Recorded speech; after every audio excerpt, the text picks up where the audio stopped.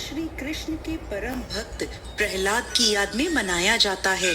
भगवान श्री कृष्ण के काल से इस त्योहार से रंग जुड़ गए और उसे उत्साह की तरह मनाया जाने लगा। आइए जानते हैं होलिका दहन से जुड़ी भक्त प्रहलाद की कथा।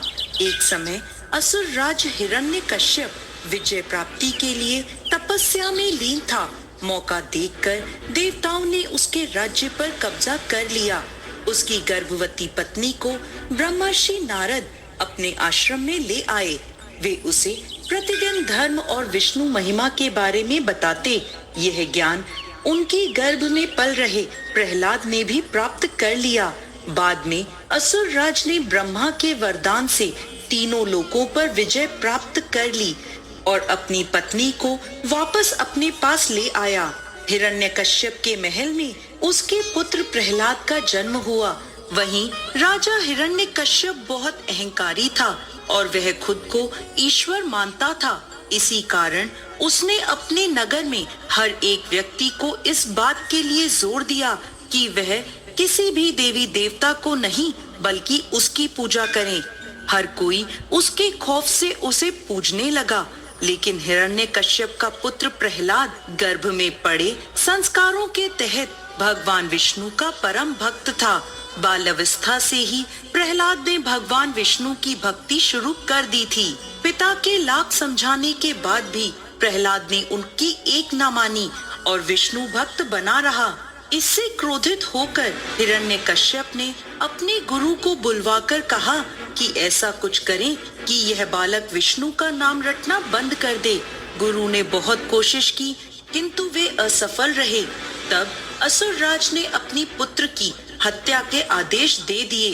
इसके बाद प्रहलाद को कई तरह की यातनाएं भी दी गईं।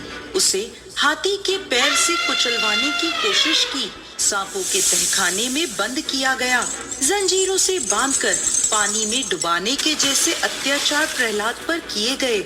लेकिन वह हर बार बच गया और वैसे ही अपनी विष्णु भक्ति में लीन रहा। ऐसे में हिरण्यकश्यप ने अपनी बहन होलिका को अपने इस फैसले के बारे में बताया।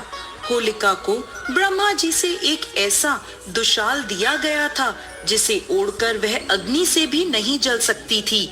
योजना के अनुसार होलिका अपने भाई हिरण्यकश्यप के साथ मिलकर उसके बेटे को मृत्यु के घाट उतारने को तैयार हो गई। योजना अनुसार होलिका को दुशाला के साथ अपने भतीजे प्रहलाद को लेकर हवन कुंड में बैठना था। इसके बाद फागुन मास की पूर्णिमा तिथि को होलिका प्रहलाद को लेकर कुंड में बैठ गई। लेकिन भगवान विष्णु की कृपा से अचानक से ऐसी तेज हवा चलने लगी कि उस दुशाला ने उड़कर प्रहलाद को ढक लिया और होलिका उस अग्नि में जलकर भस्म हो गई और प्रहलाद का बाल भी बाका नहीं हुआ।